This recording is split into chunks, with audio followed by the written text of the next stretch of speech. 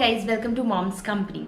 आज इस वीडियो में हम बातें करने वाले हैं 0 to 12 मंथ्स बेबी के माइलस्टोन के बारे में कि कैसे बर्थ के टाइम पे उन्हें कुछ भी नहीं आता और फिर वो अपने लाइफ में छोटी छोटी चीज़ों को एक के बाद एक सीखते जाते हैं। तो चलिए वीडियो को शुरू करते हैं 0 to 2 मंथ्स बेबीज़ के माइलस्टोन के बारे में जानते हुए।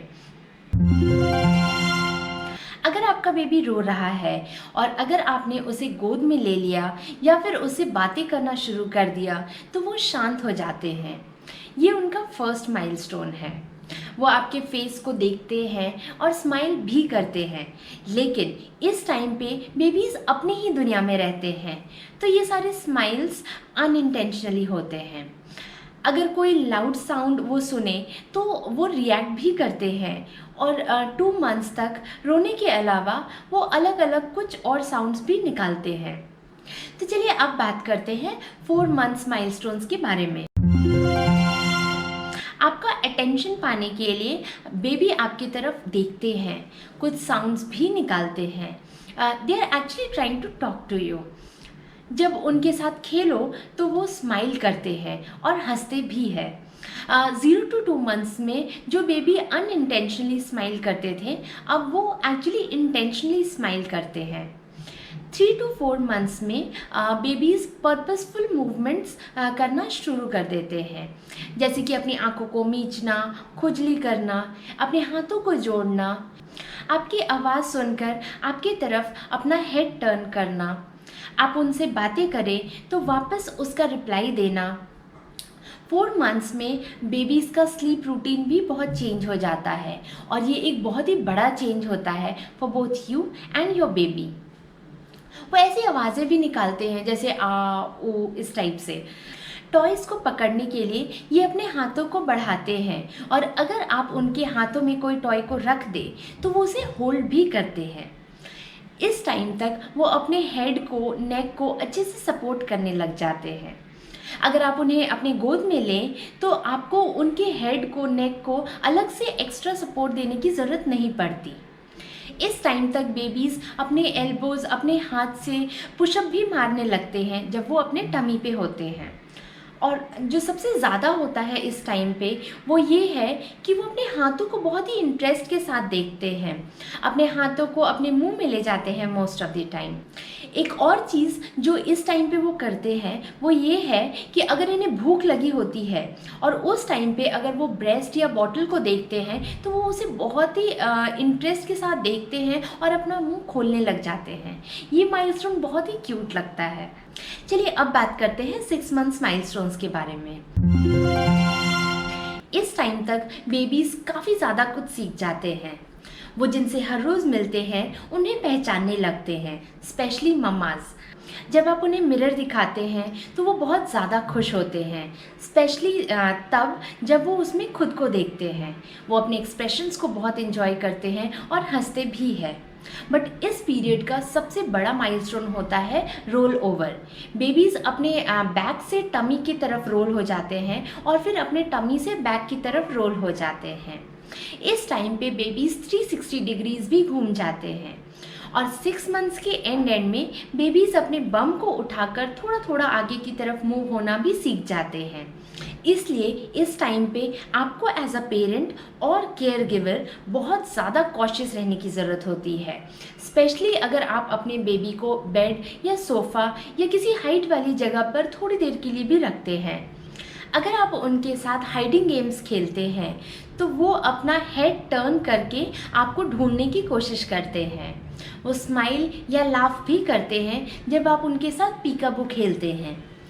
कई बार जब आप उन्हें कहीं छोड़कर चले जाते हैं थोड़े लंबे टाइम के लिए उनकी नज़रों से दूर, तो वो रिएक्ट भी करते हैं, जैसे कि रोना या कुछ आवाज़ें निकालना।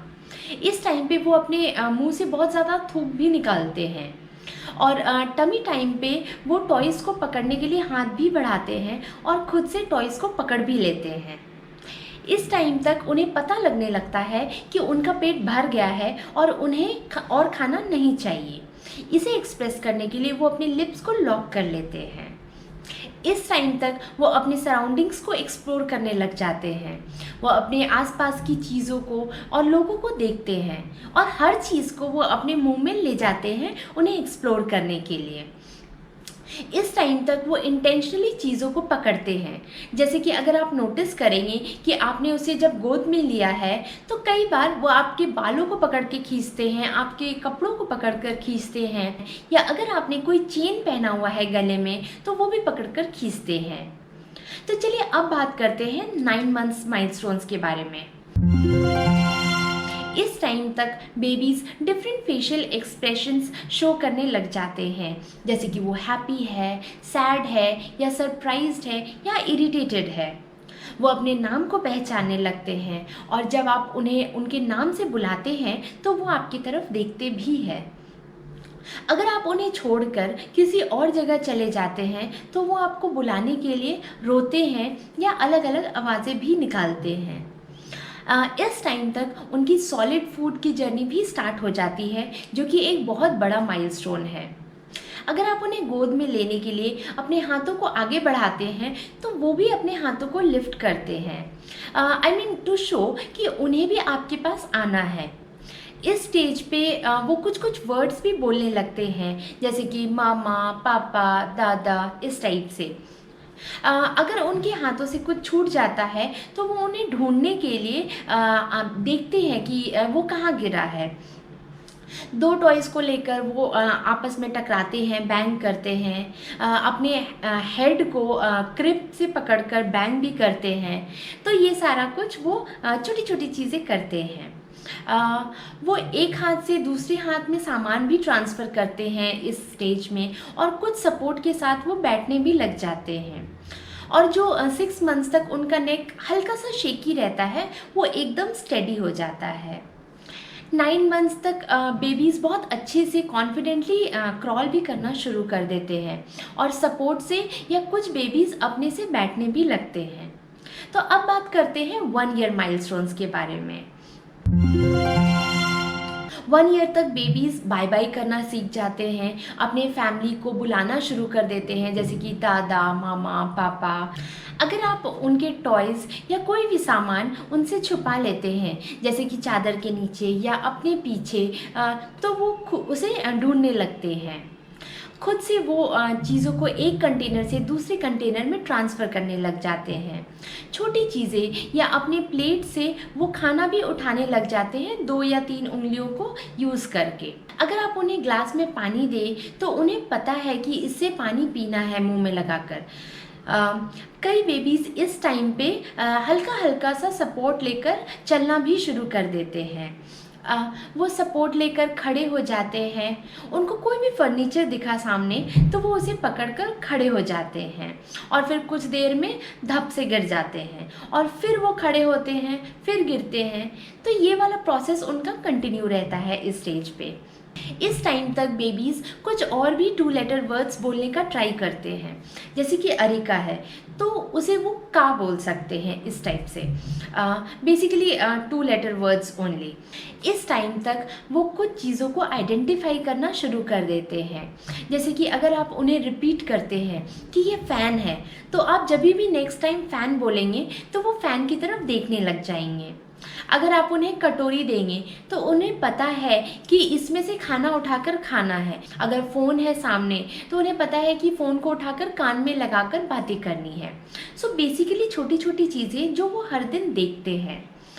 इस टाइम तक बेबीज़ कुछ डायरेक्शंस भी आइडेंटिफाई करने लग जाते हैं, जैसे कि अगर आपने उन्हें एक बॉल दिया है और कहते हैं कि चलो लाओ वापस करो मुझे बॉल, तो वो बॉल आपको पास कर देंगे।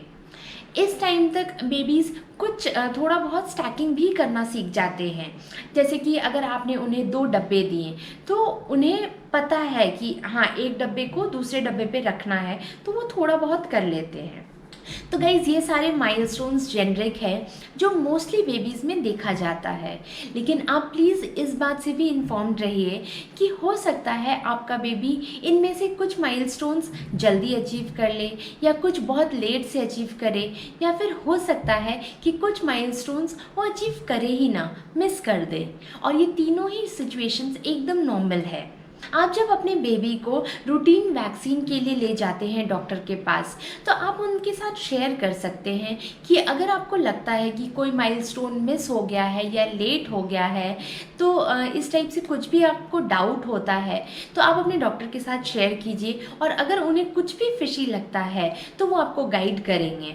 अदरवाइज इट्स वेरी नॉर्मल कि कुछ माइलस्टोन्स कुछ बच्चे जल्दी अचीव कर लेते हैं, कुछ लेट से अचीव करते हैं और कुछ मिस भी कर देते हैं। जैसे कि कुछ बेबीज क्रॉल करते ही नहीं, लेकिन आगे चल के वो बहुत ही नॉर्मली हर कुछ करते हैं।